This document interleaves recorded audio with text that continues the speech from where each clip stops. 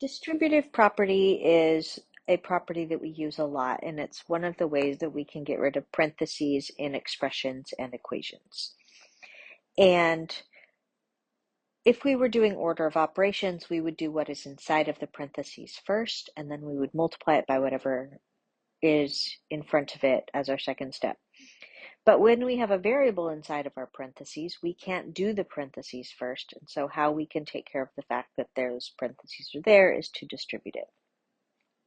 So all distributive property means is that I'm going to take whatever number is in front, so let's just say 2, and then whatever I have inside. For this example, I'm just going to use numbers so you can see how it will give you the same result.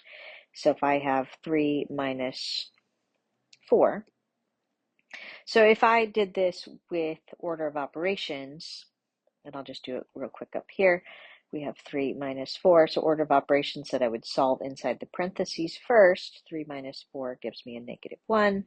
2 times a -1 would give me a -2.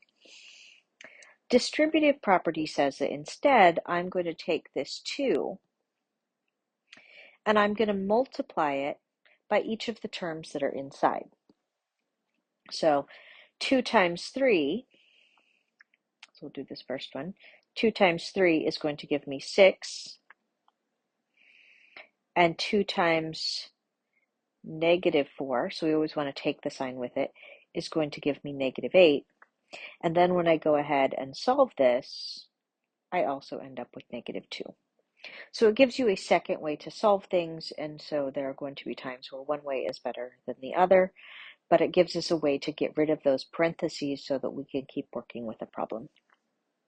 So let's look at an example that has some variables in it. So if I have -2 times 4x minus 1.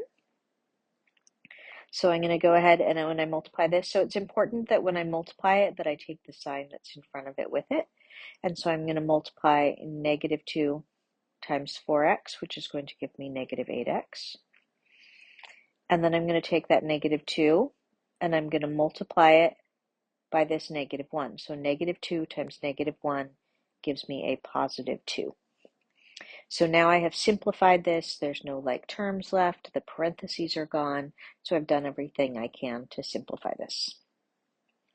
The last thing I want you to note is if we were simplifying, and for example, I had 5 minus x minus 7. So if I was trying to get rid of the parentheses on this one, it's important for you to remember that when there's no number, that it's going to have the invisible one.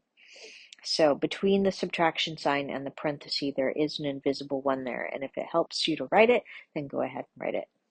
So if I were to simplify this expression, the 5 is going to just stay there. I haven't done anything with it yet, so it's just going to come down. Let me just write it in the other color. And then I'm going to proceed with the distributive property. So I'm going to distribute that -1 to the x. Remember, when we multiply a number times a variable, we just stick them together. So it's going to be -1x or -x. And then I'm going to multiply that -1 times that -7 to get a +7. And then the last thing I would do at this point is now I have terms that are alike that I can combine because I got rid of the parentheses. So I'm going to take this +5 and this +7, and I'm going to add them together, and I'm going to have a final answer of -x plus 12. And that's how we use the distributive property to help us simplify expressions.